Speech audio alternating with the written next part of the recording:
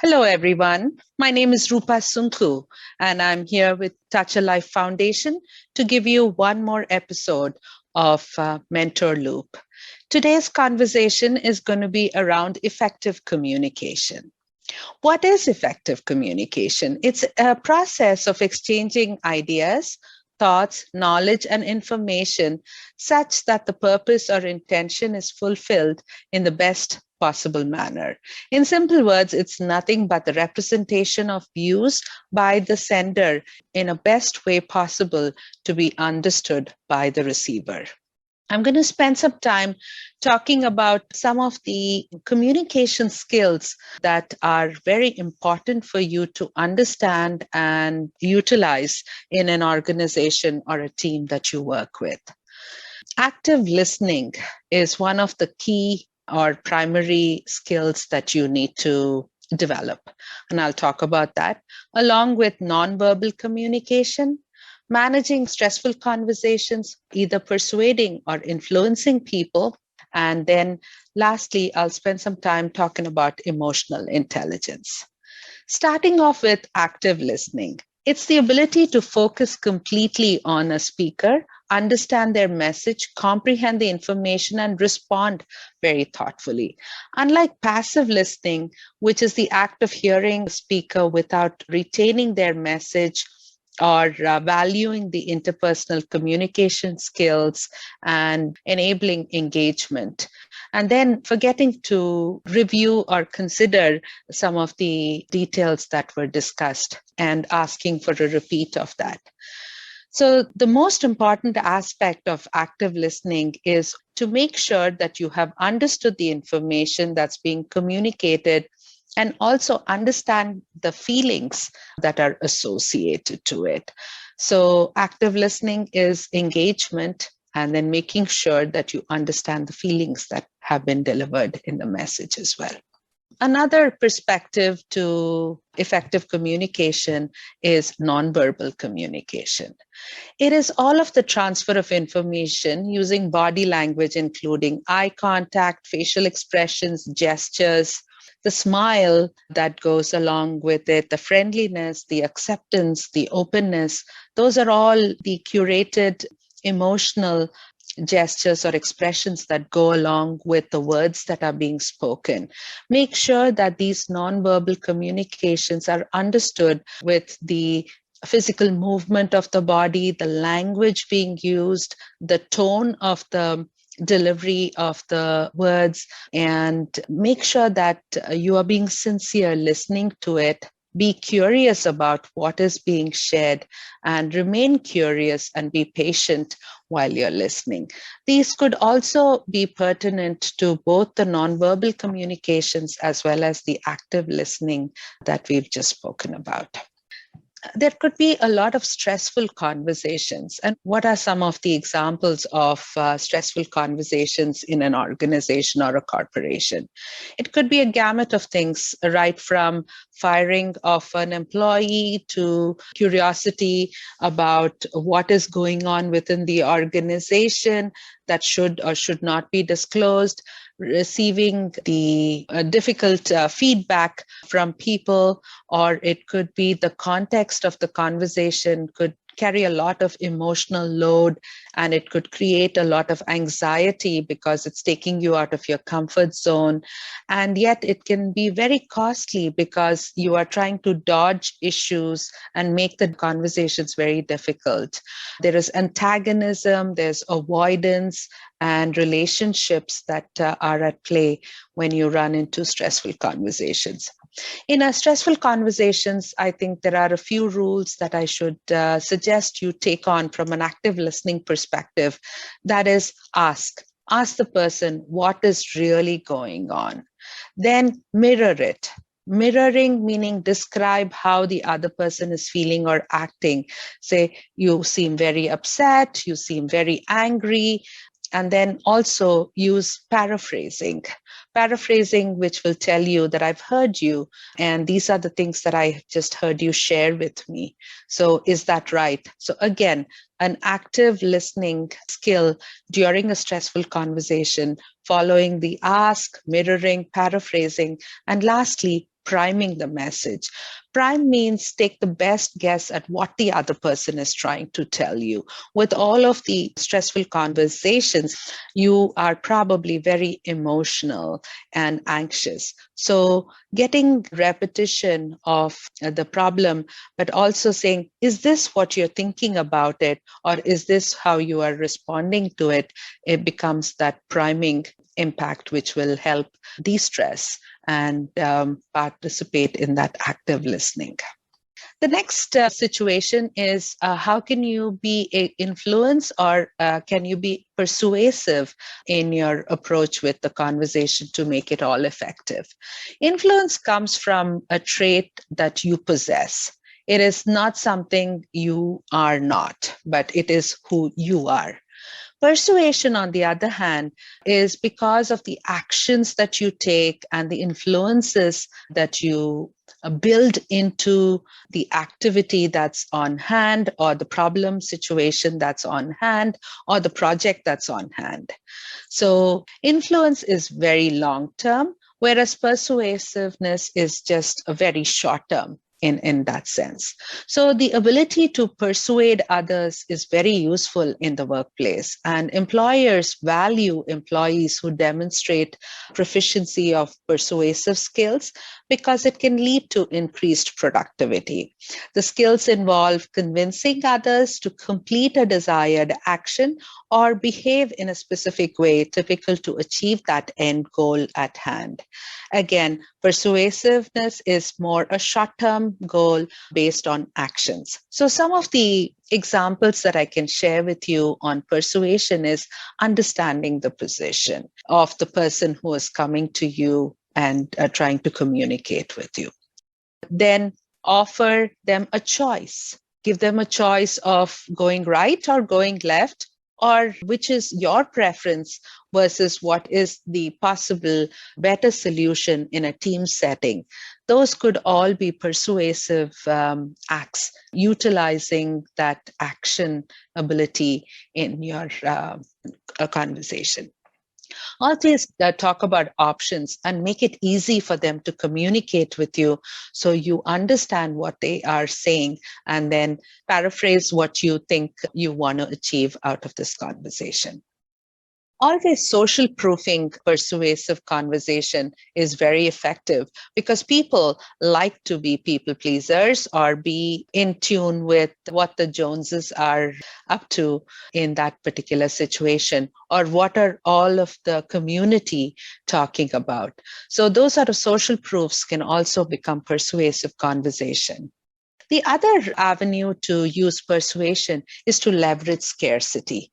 So if there are only a few options, and this is the best and the easiest and the simplest option, and let's take advantage of the very few avenues that are left, is definitely a conversation that can lead to action. Also, the contrast, giving them a contrast of what it would look like if you pursued one path versus the other, or what is the viewpoint from your vantage point or your lens versus somebody else, will also create an opportunity to persuade a person.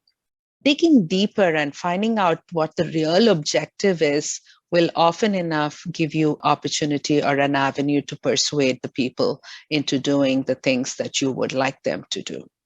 And then use the feel, felt, found method. And this method is about how are you feeling? What have you felt about this? And what have you found if we were to put this in action? Is definitely another avenue to be persuasive and pursue an effective conversation. Now, I've already talked to you about active listening, which also means that there is an engagement of the body language. Body language is almost a subliminal cue of your delivery of the message that goes with your body language, right? It can show passion, it can show confidence, it can create trust, and it can create curiosity. How does some of these body languages show up in a setting at work? How you stand, the space that you occupy, and the relationship that you have with the people around you. Are you staying in close proximity in a circle, or are you staying distant and moving away from the people? How are you moving your hands, your face, and your body overall? Are you showing nervousness or gestures that are not appropriate in a conversation? Can also be those body languages that can make it effective or not effective in your communication. It's also super important to determine how you appear, how you look at people, and how you sound. So, like I mentioned, the confidence or that relatability kind of comes from how you sound.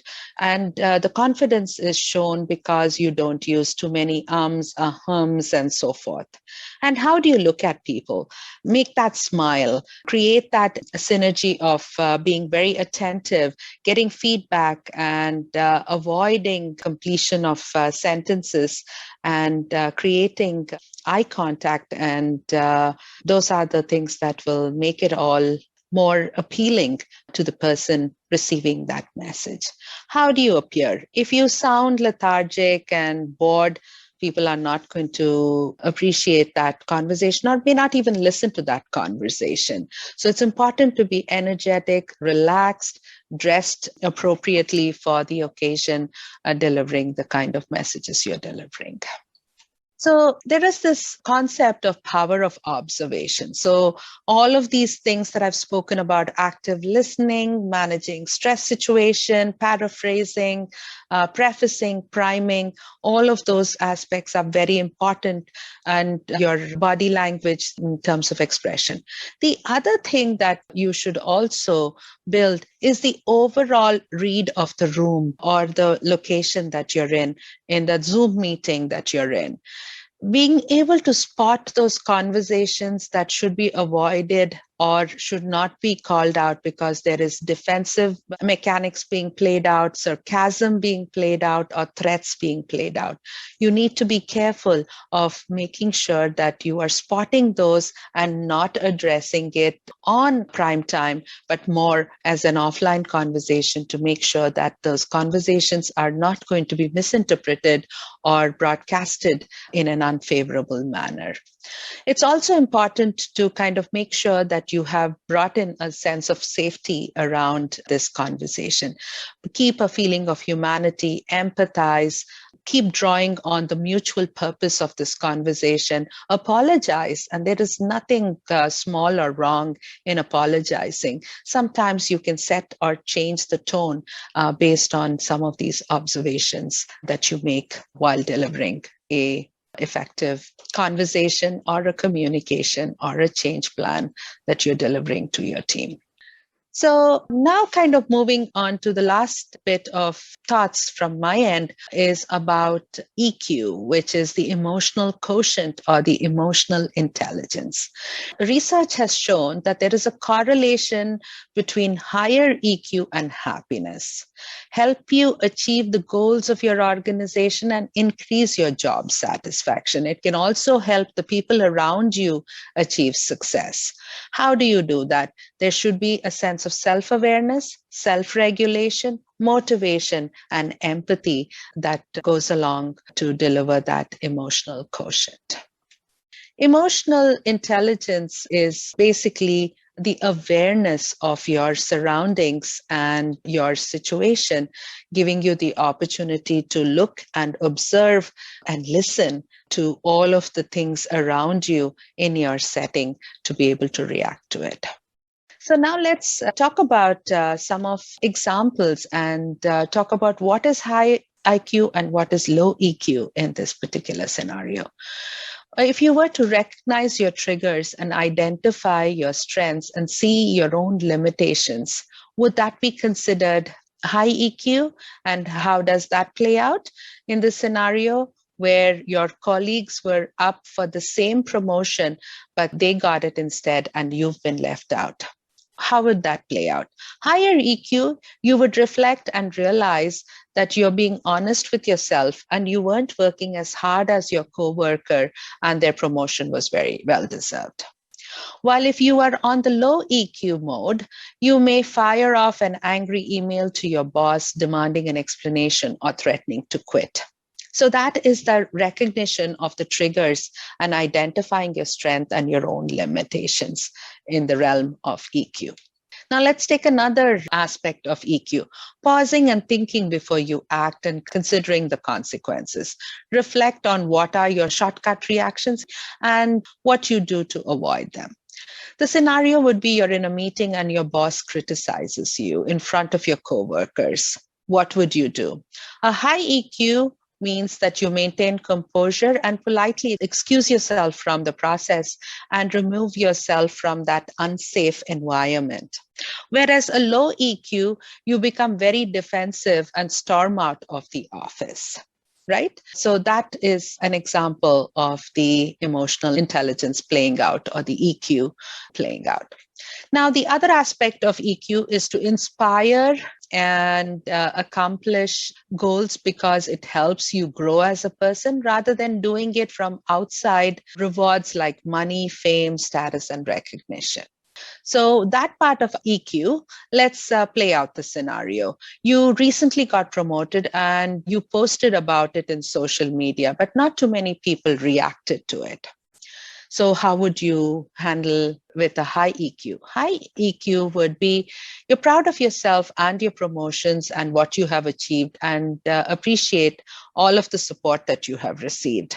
You are not counting those likes on social media so much.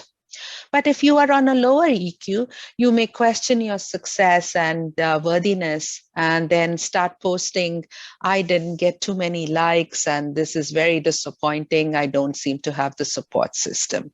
Right? So let's take another scenario. In any conversation, you can understand where someone is coming from, offer support or understanding without any implied benefits in terms of answers or knowledge. Now, this scenario will play out this way. Your coworker has a mountain of work to do and will need to come in over the weekend to finish the work. You don't do the same kind of work, and there's no way for you to offer any practical help. Still, you know what it's like to lose a weekend to work, and you feel really badly for your colleague. As a high EQ person, on Saturday, you show them empathy by stopping by their office and giving them some coffee and some donuts and spending some time with them, encouraging them. While if you're on a low EQ, you would try to avoid them and say, it's very awkward to have a conversation because I'm not really capable of helping my coworker and will leave that situation alone. So I have now discussed with you multiple ways to observe, kind of build your competencies to make your conversations very effective and useful. And effective conversations invariably lead results. We've also talked about EQ playing a positive awareness based reaction to your communications, giving the opportunity to build that empathy, build that trust, and build that effectiveness of being positively rewarded with your communications at any given juncture. So I hope you have found this conversation useful and picked up a few tips on effective communication mechanics. I would like to have you consider a couple of pieces of information I used to put this all together. First was a book written by Patterson, Grenny, Macmillan, and Switzer, which is about crucial conversations, tools for talking when stakes are high. The other 3 bits of information I picked up from LinkedIn Learning, which is interpersonal communications, 8 influencing tips, and developing your emotional intelligence. So I hope you have enjoyed or picked up on a few clues and cues to improve your body language, engage in active listening, bring in that emotional intelligence of empathy, and that will bring you happiness and completion of your tasks. Thank you so much for listening in. And if you'd like to be part of Touch a Life Foundation, and the career help in specific, please join us at touchalife.org and sign up to be part of this program. Thank you once again. Bye-bye.